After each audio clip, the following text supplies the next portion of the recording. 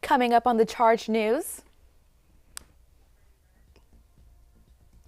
After months of negotiation, UFF at UCF reaches a new agreement for faculty. See how AI is impacting student jobs in restaurants around Central Florida. Plus a new way for students to find their shuttles on campus. In sports, we celebrate the wrap of Hispanic Heritage Month in athletics. All right, Knights, ready your shields? The Charge on Air starts right now.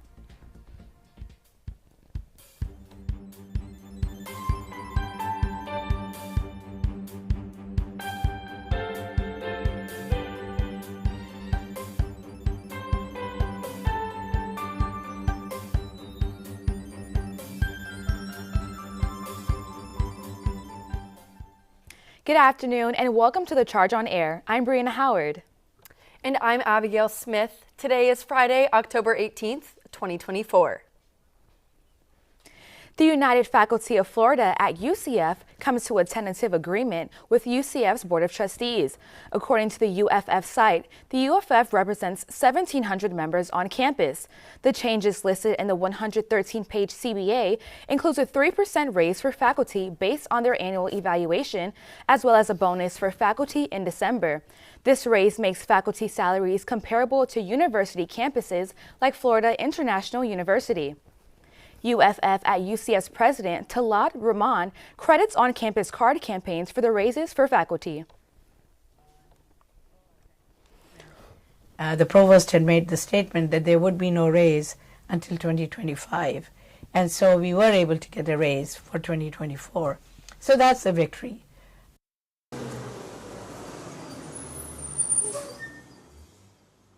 Voting for all employees in the bargaining unit will take place across UCF's 3 campuses Thursday, October 31st. This semester, some new transportation changes make their way to campus. Charge on Air reporter Gabrielle Giles gives us details on what's new.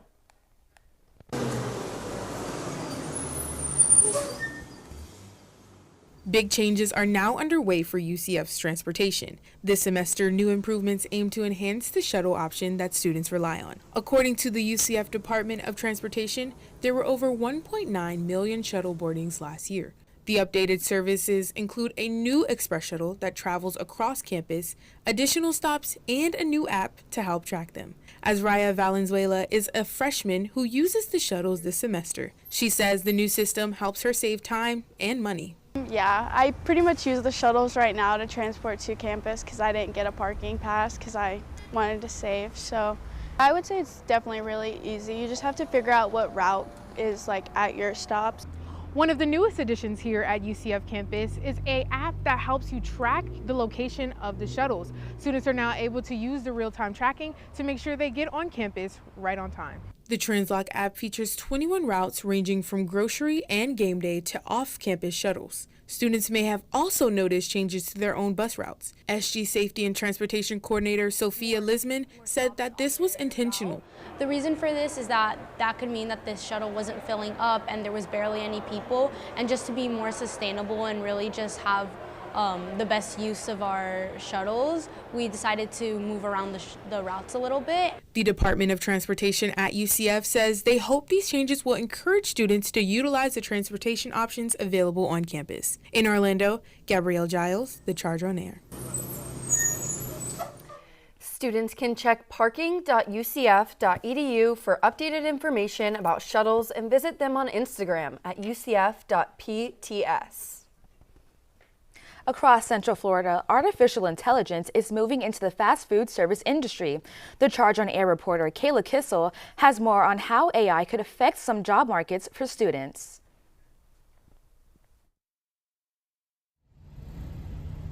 Hi, welcome to Wendy's. Feel free to order whenever you are ready.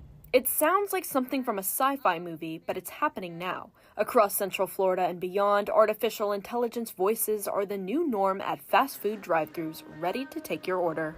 Would you like to upgrade your drink to a slushie or a milkshake? So if you've noticed fewer now hiring signs, but more kiosks and automation in the food industry, you're not imagining it. According to the Brookings Institution, automation is putting many of these jobs at risk. 36% of positions in the food service industry are vulnerable to AI. UCF sophomore Taylor Voigt said it took her more than 3 months to find a job in the service industry, and she feels for her friends fighting to find one too. It makes me feel a little bit uneasy just because I have multiple friends who are looking for jobs right now, so it makes me a little bit upset for those people who are working hard to find something and deserve to have a job, where like AI might have already kind of taking over opportunities which could be given to other people. As of 2023, restaurants like Wendy's and Checkers use AI drive-through services.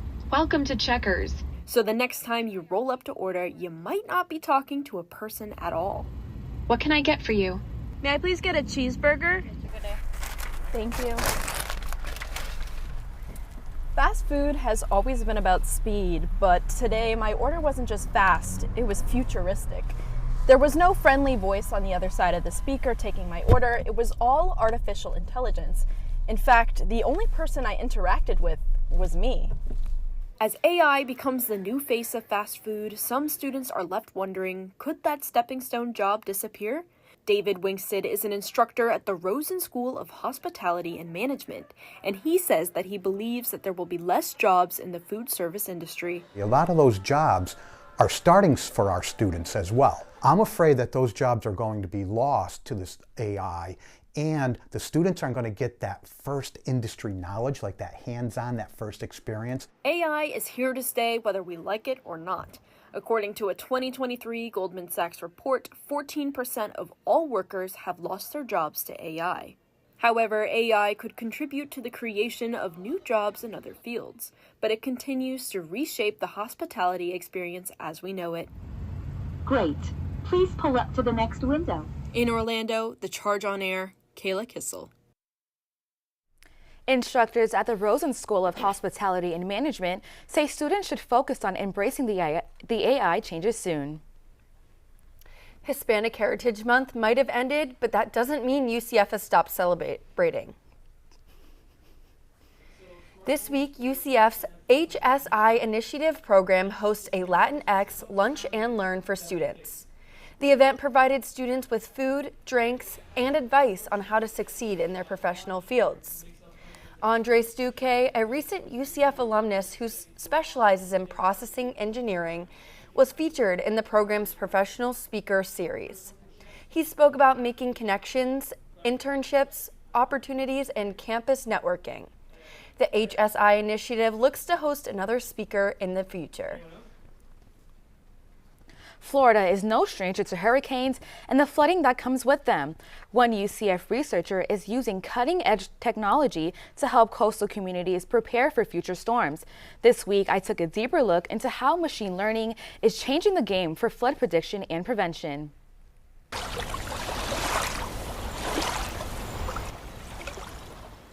As back-to-back hurricanes like Helene and Milton hit Florida, flood risks are becoming an increasing concern.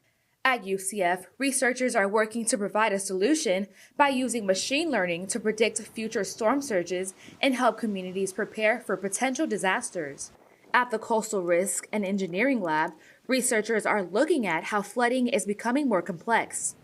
Graduate students like Ariadna Martin are investigating the multiple sources of flooding that affect Florida and other coastal communities. So basically what we're studying here is the events of the effect of the storm surge, so the water that comes from the sea, and then rain.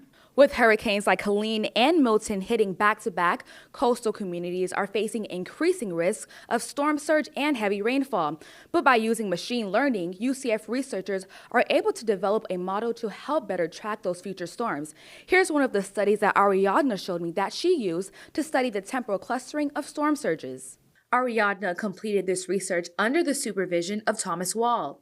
Wall is an associate professor at UCF, and he explains how rising sea levels make even smaller storms dangerous. With higher sea level, it just means that we don't need the same big storms anymore. Just smaller storms are already enough to cause dangerous water levels. By collaborating with NASA and the Department of Defense, Wall's models are being used not only in Florida, but globally, helping coastal communities implement flood protection strategies, from water pumps to restoring natural barriers. In Orlando, I'm Bryanna Howard, The Charge on Air. As hurricanes become more frequent this time of year, WA's research may be key to helping coastal communities survive and adapt.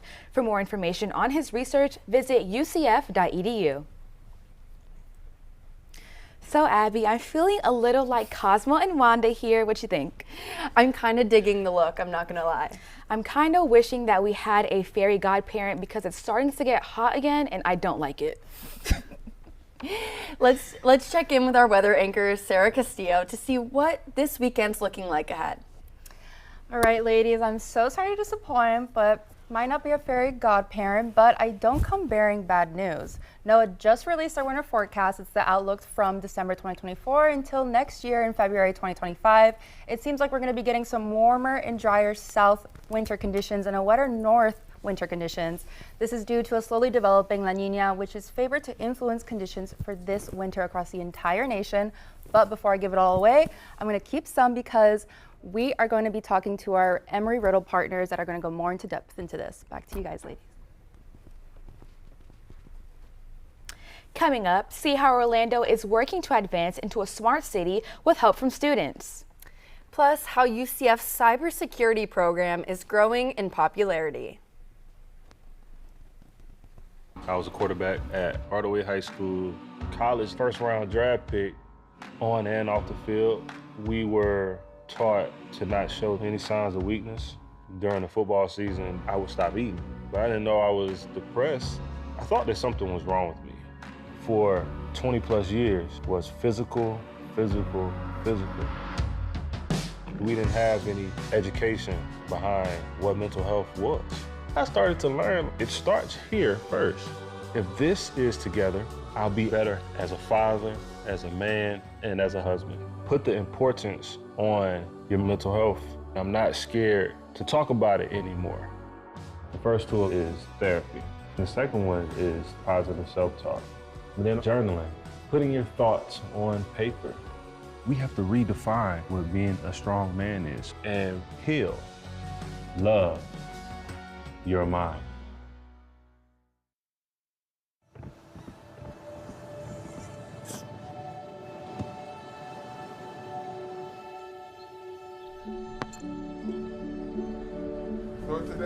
I don't remember how it started.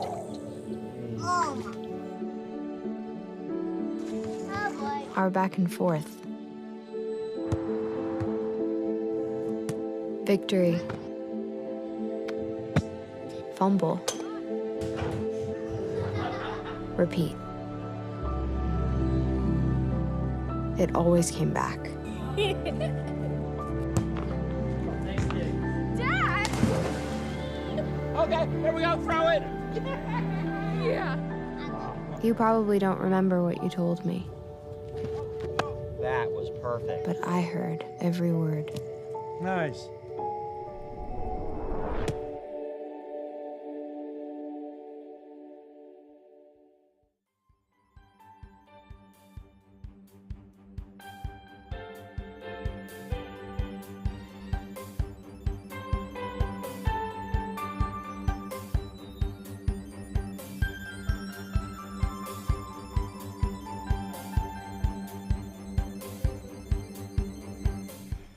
UCF students have been working to help advance Orlando into a smart city.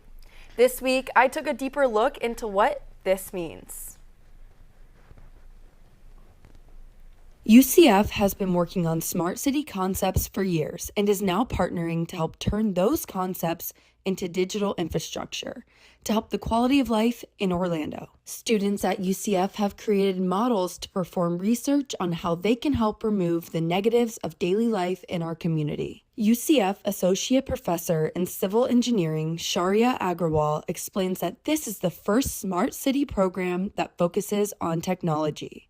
Smart city essentially is a collection of different smart projects, right? So we can have smart transportation, and within the smart transportation, we can have, for example, focusing on safety. We could have focusing on the efficiency of the roadway systems. If you look at the water distribution networks, or if you look at power distribution networks, so these are different components of the city. Agrawal's latest research uses a device that provides a moving picture of what street traffic might look like in a smart city. This involves traffic moving at an ongoing speed rather than the usual stop and go. Right here in the engineering building is where these smart city projects are coming to life. Most of the students in the program are already professionals, just looking to regain some skills. Today, I spoke with Mohammed Shabazz, and he is working on a road safety project.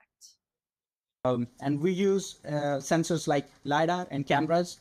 And as you can see, so this is one of the softwares that we are developing. It's called NiGuard.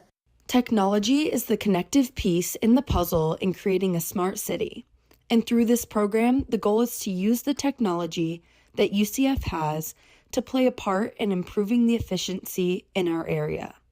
In Orlando, Abigail Smith, The Charge on Air. More information on how UCF is working towards making Orlando into a smart city, visit ucf.edu/smartcities. A Central Florida organization is stepping up and offering free essential wellness items to students on campus. Students for Justice for Palestine hosted their first UCF free market for students on Memory Mall. Items such as Narcan, fentanyl testing kits, pregnancy tests, and other everyday wellness items were up for grabs. They did this while trying to raise awareness for the current situation happening across the Middle East. Member of SJP and senior political science major Ren Ruz says why they feel the responsibility of giving back and making these items easily accessible is important.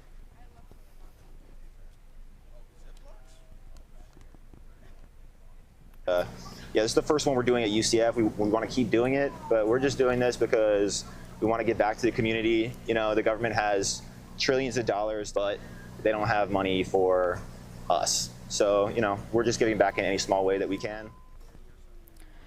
Rez emphasizes that no one should feel awkward to ask for these items as it could help save a life. SJP's next event will be a fundraiser where 100% of the proceeds will go towards Gaza. For more information, head to its Instagram at SJP_CFL. Here at UCF, cybersecurity has been growing rapidly. But why? Charge on Air reporter Jeremy Bellande tells us how this is happening. According to UCF's website, the amount of cybersecurity majors here on campus has nearly tripled in 10 years. One of the reasons behind this growth is the demand for cybersecurity jobs around the country. On cyberseek.org, there are over 457,000 job openings related to the field. We had the chance to sit down with UCF professor Cliff Zoe. He explained to us how even big government agencies are recruiting students out of college. Basically, government funding us to recruit students to be on a scholarship. Then once students graduate, they will work for the government agencies for 1 year or 2 years, in the same amount of year of their scholarship. Another potential reason for the enrollment going up is due to the school's prestigious record in cybersecurity competitions. The C3 team has won the National Collegiate Cyber Defense Competition 6 times and has won a total of 12 national championships since 2014. A lot of those that competed in the National Cyber Defense Challenge are part of Hack at UCF. To show how much cybersecurity is growing here on campus, back in 2020, Hack at UCF had just around 200 members, but 4 years later, they have just over 400. We talked to the president of Hack at UCF, Kevin Kittershaw. He even recognized the amount of growth cybersecurity has seen here on campus. I have seen, and especially from a lot of our club members, they have moved from other types of engineering or just different biology even to CS or IT. I see, yes, they move a lot, and from my lens, in the cybersecurity realm. Kittershaw also explained that another reason people may get into the field is due to the variety of avenues that are available within it. In Orlando, Jeremy Bellande, The Charge on Air. As the industry continues to grow, there will be more students and more jobs. Coming up after the break, we'll take a look at the national forecast with our partners at Embry-Riddle Aeronautical University. After that, we'll check in with our weather anchor, Sarah Castillo, for more of our local forecast. I debate all day. It's what I do. But there are some things that are undebatable, like your mental health. my own mental health. I was in a dark place when my brother passed away in a car accident. I've never been more devastated than the day I lost my mom. I was depressed, miserable, in ways I never imagined. I reached out, and my sisters came, my pastor, my therapist. They helped me get through it. I found that the more I spoke up, the healthier my mind became. The chaos that was in me began to subside. I was more focused, clear. When you love your mind, you can go so much further. That's not up for debate. Find mental health resources at loveyourmindtoday.org. Substance use disorder and addiction is so isolating. And so, as a Black woman in recovery, hope must be loud. The moment I chose hope was when I couldn't look myself in the mirror anymore. I did not recognize myself. Absolutely. So I'm so proud because I did not think I was gonna make it. And now, you know, I get to call my mom and say I love her. I get to teach my son how to say, Mama, I love you. Yeah. So for me, hope in this moment, it is the thread that lets you know that no matter what happens, you will be okay. Judy.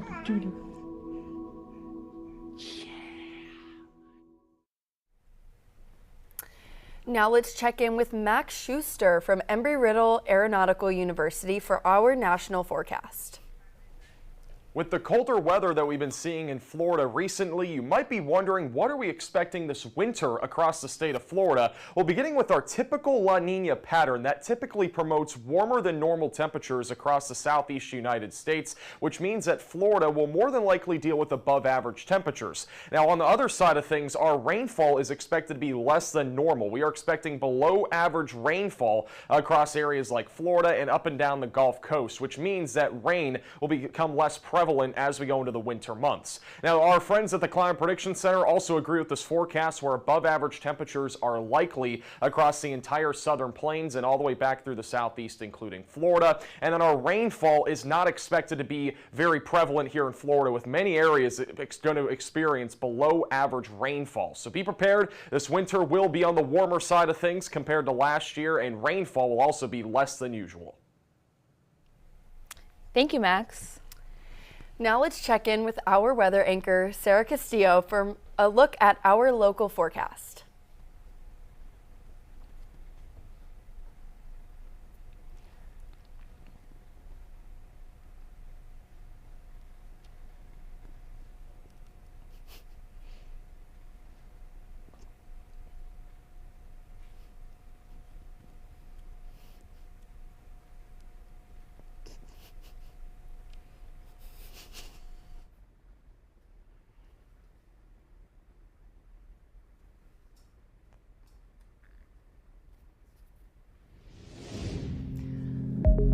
Alrighty guys, thank you so much. How are we doing? Now I know we've had a nice taste of the fall weather this week, but before we get ahead of ourselves and whip out any winter coats, let's get into this weather. So as we're looking here across the coast in Central Florida, it seems like we have some pretty consistent numbers. The lowest that we're going to see as for right now is going to be 75 in Gainesville. As for the highest, it's going to be over here in the lower region in Winter Haven, Tampa, and Melbourne, heading into like 78. We're going to be here in the middle in Palm Coast with 76, Leesburg and downtown Orlando in 77. So speaking of downtown Orlando, if you guys are going to be heading out tonight, we're going to be looking at some nice weather, low 70s, high 60s. So if you get cold easily, just like I do, you might want to wear a long sleeve. But other than that, you should be good. Looking to our 5-day forecast, we're going to be looking into Saturday. Saturday is going to be Orlando Pride Parade at Lake Eola. So if you're going to be one of the 200,000 people attending this parade, you guys should be well off. You're going to have some cloudy skies, but a very low chance of rain. So you guys should have a great parade. Looking into Sunday, we have a 10% chance of rain. Same with Monday. As for weather, it's going to be pretty consistent. Like I said, For the lows, it's gonna be low 60s, so like 67, 69, 68. As for highs, we're gonna be looking into the mid 80s on the lower end, which is actually pretty nice for us in Florida. This is like a nice weather for us. Humidity is gonna be low. It's actually gonna be a cool breeze with a little bit of the wind gusts that we're gonna have. But besides that, it seems like we're in for a nice treat for the next couple of days. That's all the time that I have for you guys. I'm gonna toss it back to the ladies at the desk. Thank you so much. Thank you, Sarah. Next up, how one of the biggest sports broadcast companies lands in hot water. Plus, as Hispanic Heritage Month comes to a close, we celebrate Hispanic athletes across campus.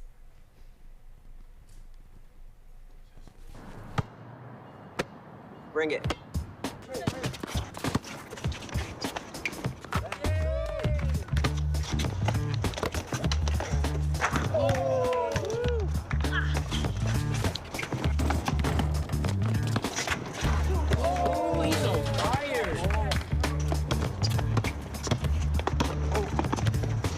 Time out, guys. I'm late to dinner. My mom's gonna kill me. Catch you guys later. Mom wants us home. Okay. Bye, guys. You guys need a ride? Sure. Yeah. All right. How about some one-on-one? I gotta go eat, man. Sorry, I'll see you later.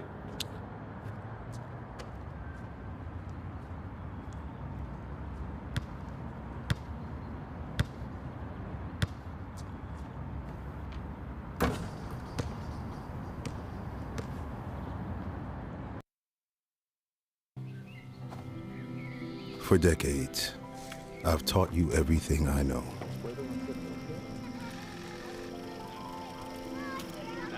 How to safely build a fire.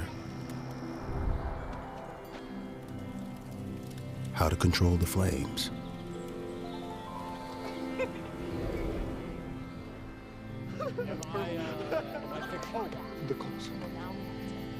What to do with hot coals. How to secure your chains. There's no sparks.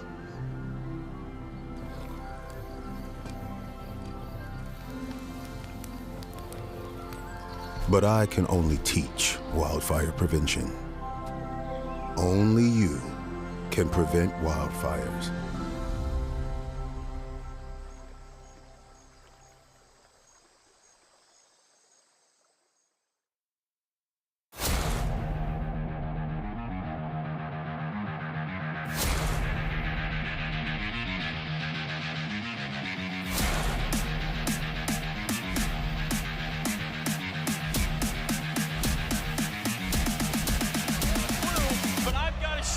How crazy it is at UCF right now.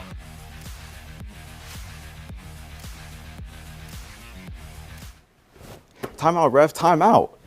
Sorry, y'all. I have to give UCF its weekly sports update. How's it going, Knights? I'm Jeremy Bellande. Before we dive into college sports, let's talk about the SEC giving ESPN a hefty fine. Yesterday, the Federal Communications Commission fined ESPN nearly $150,000 for an emergency alert tone in the NBA promo. According to the press release, ESPN violated the rules 6 times during the commercial. The SEC states that it is a public safety hazard that confuses and desensitizes viewers from actual emergency alerts. For softball, as Hispanic Heritage Month comes to an end, we shine a light on athletes like UCF pitcher Yesenia Lopez. Incredible mark on the world to sports. These athletes have showcased their talents and also enriched the culture of sports. UCF softball pitcher Yesenia Lopez came into college ranked number 35 in the country. She talks about being on a fully Hispanic team in high school and how it shaped her as a player.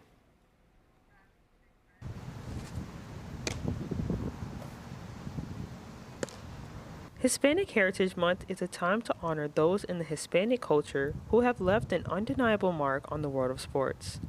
These athletes have showcased their talents and also enriched the culture of sports. UCF softball pitcher Yesenia Lopez came into college ranked number 35 in the country. She talks about being on a fully Hispanic team in high school and how it shaped her as a player. And I loved my high school days. I loved everything about it, and especially us all being Hispanic, something about it just, we were very proud and very confident of what we had in that team, and it kind of shaped me a little bit into who I am now, and I kind of get to bring it to college with me. From competing on the recreational level to the collegiate level, athletes are everywhere. In the NCAA, only 6% of athletes are Hispanic. Even with such a small number, they continue to strive and represent their communities. Freshman math major Ed Ranieri currently plays in a UCF intramural basketball league. Ed reflected on when he would watch soccer games with his family as a child, and he remembers it as a time of bonding and gathering, that in the culture was a way for sports to bring them together. Me and my grandpa would always watch sports, preferably soccer, and I feel like a great way that it's connecting to my culture is that we would family gatherings. We would bring our cousins involved, and we would just watch sports. We would talk about sports. A great deal to talk about and everything. Not only does this month reflect the accomplishments of Hispanic athletes, but it acknowledges the role sports have played in bringing them together. In Orlando, Danielle Strong, The Charge, on air. Going back to Lopez, she will be playing in her first home opener tonight at 5 in the softball complex. That's all the time I have. I got to toss it back to the people at the desk. Thanks, Jeremy. That's all the time that we have for now. Remember, you can always keep up with us during the week on our website at thechargenews.com. Thanks for watching and have a great day.